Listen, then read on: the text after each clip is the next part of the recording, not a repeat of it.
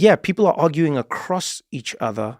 And so you can never reach a conclusion if you're not arguing. It is impossible. But you're not arguing the same thing. It's irresolvable. It's irresolvable. It's like there's two competing values and you have to pick which one in this moment you think is more important. And if you're going to pick one, then I think you have to accommodate the interests of the other side. Right. In other words, if you're someone who thinks that trans women should not participate in the female category, you have to go out of your way to be an advocate for all other aspects of the trans agenda. Yes. That's your obligation. You have to be able to say, okay, I know that this is something that means a lot to you. I'm not going to back you on this, but I promise you I'll back you on everything else. And the flip side is also true. I think that if you are someone who wants that kind of participation, you have to go out of your way to acknowledge the importance that you're basically saying to people who care a lot about sports, and women's sports in particular, that I'm asking you to give up something here. And I will bend over backwards to make that sacrifice easier for you. There has to be that accommodation. And like I said, my position on this is I acknowledge both sides. It's really hard. I happen to be a huge track and field fan. So it's really hard for me to make the sacrifice of giving up the female category in that same way. But I also understand that that's a problematic position to hold, particularly for a group that is imperiled. And so, my answer is, for the moment, because I also acknowledge that my mind might change, right? I was writing about Caster Semenya 10 years ago, and I had a different position than I had now. How did it change? The science of people at that moment did not understand the degree to which this is a technical question. She's not trans, she's DSD, so she was intersex. The question was, if you suppress the testosterone of someone in that condition, do you level the playing field with biological women? There was a belief back then that you could level the playing field.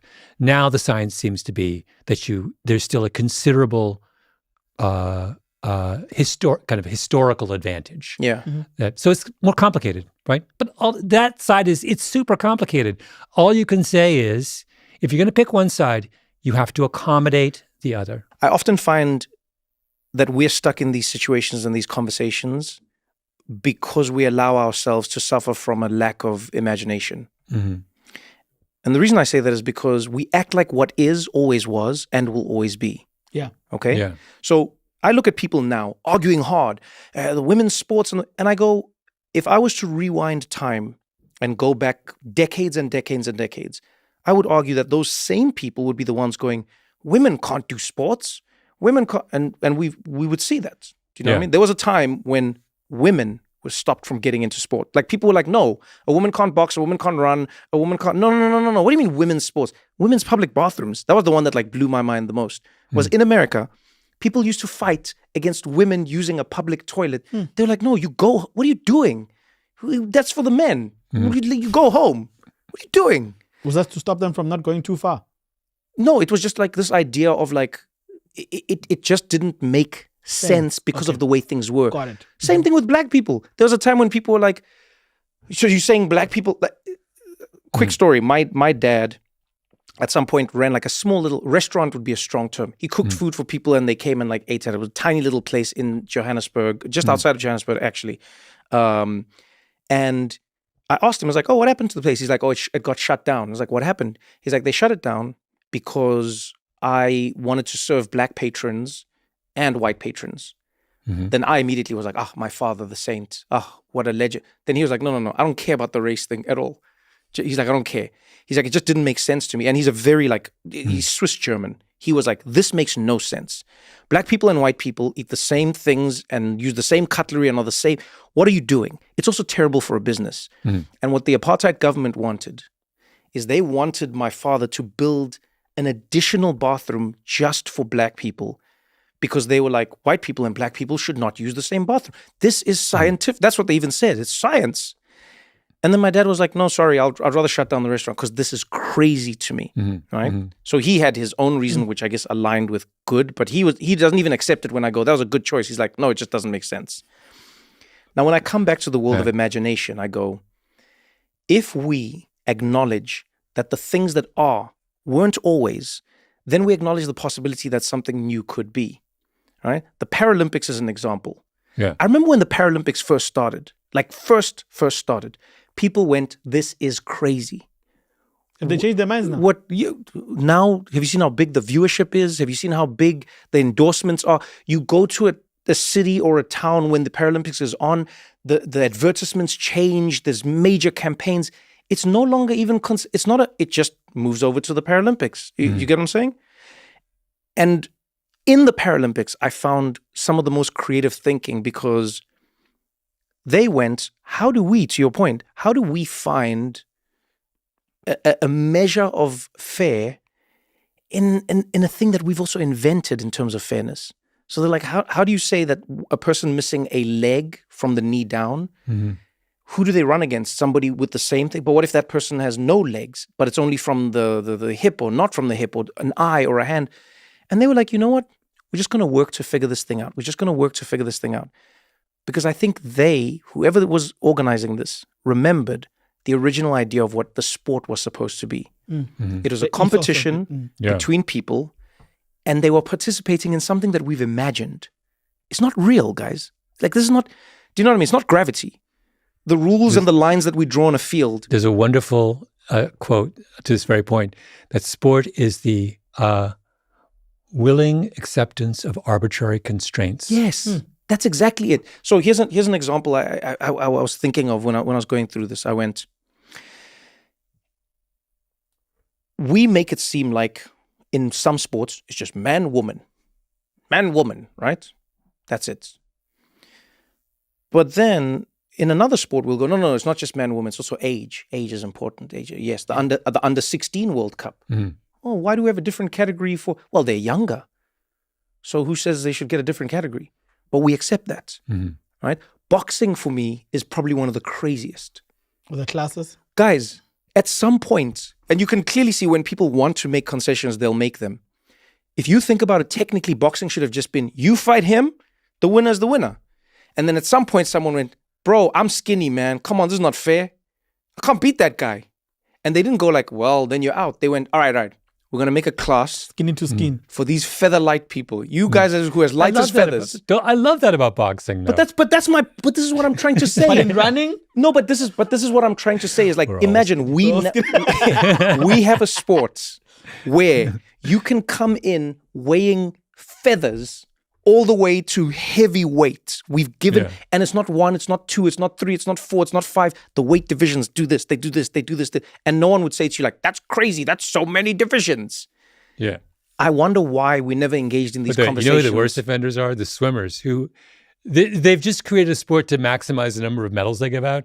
There's like the 50-meter freestyle, the 100-meter freestyle. But that's what I mean, it's arbitrary. It's like what they're going to have before it's all over, like 10 different freestyles. Yes. So the 150. Can you do it like a butterfly? I have a whole stand-up bit about that where I'm just like, what is this? You're doing it less efficiently and you get more medals. No one ever uses those strokes outside of competition. That should tell you something. You see? So now what I'm saying about these conversations. You're getting strangely quiet on the question. No. But what I'm saying about these things is we forget. I think we forget that everything exists in the time that it exists, and it becomes the norm because that's what it is in any given time.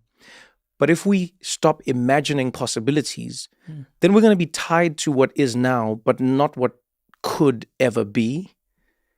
And so when that's funny enough, that's like I think that's where you've influenced me in my life. It's like a Gladwell way to think. I always think is like, but where was it, and what is it, and what is it trying to be? The fundamental thing sports is trying to be is fair. However, some sports, if we're honest, are inherently unfair. Like to use like the Caster Semenya thing. I remember people would say, oh, but she has an unfair advantage. I'll be like, yeah, so does LeBron James. If you are like 7 feet tall, you have an unfair advantage in basketball. We should ban you from the sport. You know what I mean? If you are Michael Phelps, you have an unfair advantage that your body doesn't produce as much lactic acid. We should ban you from the sport. But we don't. We celebrate those people because we go, you're a freak of nature. Well done. But then when other people are the same freak of nature, then all of a sudden, you know what I mean? And so I think that's like the thing that frustrates me in some of these moments is, I'm not saying there's a right way and a wrong way and a this way and a that way.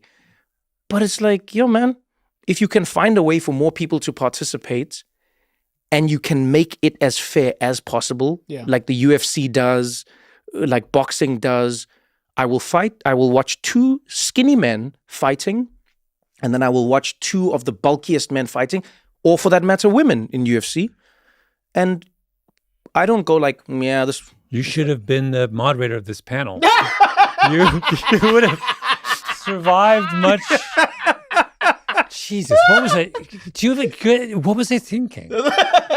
But no good deed goes unpunished. No, but I actually think that's what it is. That's what it is. But I think in institutions mainly, and which I think sports federations and sports organizations are big, long institutions that have institutional memory of how things were done. Exactly. 2 things will always alter the course of any institution. It's either the people dying out or commercialization coming in. Because I think when you add money, there's incentive now to accommodate and find creative ways to extract money from sponsors to sponsor the Paralympics. You're not wrong. You have the same with let's add more backstroke, side stroke, kick stroke, knee stroke. Yeah, because they would get rid of that if people stopped watching it and there was no money at some. They would be like, all right. Absolutely. And that's what people are finding a problem with now with the Olympics. People watch the Olympics and go, what am I watching? What is this? Yeah. Because also it doesn't equal out. So you see, if every discipline that exists in the Olympics, right, exists in the Paralympics, then I would be sold. If there was shooting but with people with something that they normally wouldn't have, I would be fully in. But when I feel like there's concessions being made and I'm like, I'm not watching the full thing. And that's the thing that I find with soccer fans is they watch male soccer. Yeah. But then female soccer is, it's not real soccer. It's not real. They don't watch fully. You guys are not fully participant in football. Yeah, but I think you're missing the point. Football. No, but I think you're missing the point though. Mm-hmm. See, I think this is where I think you're missing the point. Right. There are some people like Joseph Opie, our friend. We had him on the podcast. He watches everything. Everything. Female under 16, Yonkin. Yeah. But you see, before you run to that and you go like, oh, a football fan is inconsistent because they watch men's soccer, but they don't watch women's soccer. I also don't watch other leagues. I don't watch the Turkish league. They've got great teams, Galatasaray, Besiktas. They've got great teams that I see in the Champions League. I don't watch the Portuguese league. I don't watch the Italian league. Serie A has had some of the greatest champions that have ever existed. I don't watch the Serie A. I don't watch the South African league. There's many leagues that I don't watch. So I don't think we can quickly say, oh, you're not supporting women's sport because you don't watch that, but you also don't watch other leagues. Do you get what I'm saying?